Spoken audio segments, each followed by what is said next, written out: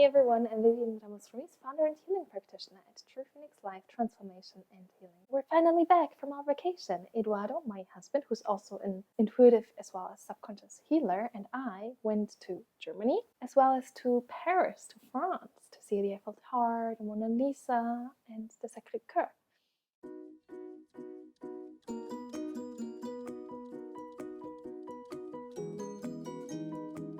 So we had a beautiful vacation, but on the other hand, our vacation was also pretty rough and stressful.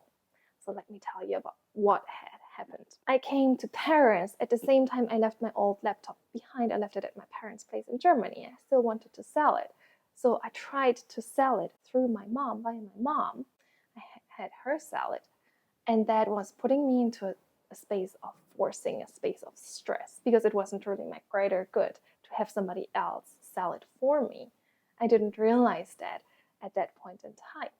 But then there were some complications, and as soon as I felt, I'm just like texting back and forth with that person who wants to buy the laptop, and it's really complicated, I felt, well, maybe it's not supposed to be this way. That is not really in the flow for me to do it like that. Because when things are getting rough, when things are getting complicated, that is a sign that you're not in the flow anymore. Because when you're in the flow, things are effortless. Things happen with grace and ease.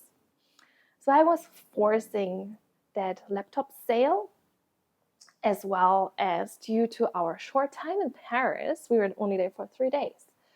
I was forcing to see as many things as possible within that beautiful city. So I wanted to see Place du Concorde, and I was like, yeah, but that's only a few meters away from our train station. Let's go and see that. Even though Eduardo and I, we were already exhausted. It was truly not in our greater good to see Place du Concorde.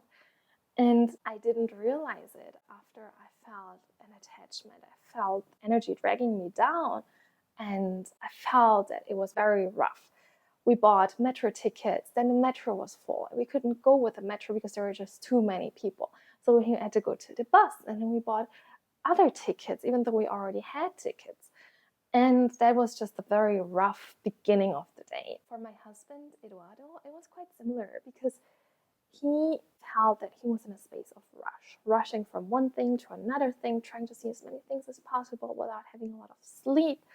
And this is also a way in which both of us didn't put ourselves first.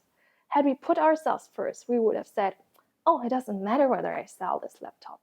Oh, it doesn't matter whether I see Place du Concorde. I put myself first. I listen to my body. I listen to the basic needs of my body. I need to sleep. Let's sleep. Let's rest. Let's be in a space of relaxation. Let's be in a space of unconditional love. Let's be in the flow. Because the truth is that when you're not in the flow, you're trying to force things, the mind takes over, the mind is trying to control things, control your life, or you're rushing, you're in a hurry, your thoughts are in the future or in the past, you're worried. And that is pretty much what happened to us during our trip.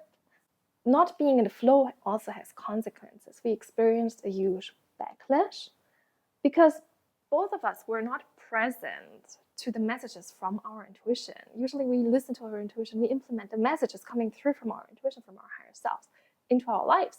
But since we both were forcing and rushing, both of us forgot to do the check-in for our flight back to Valencia.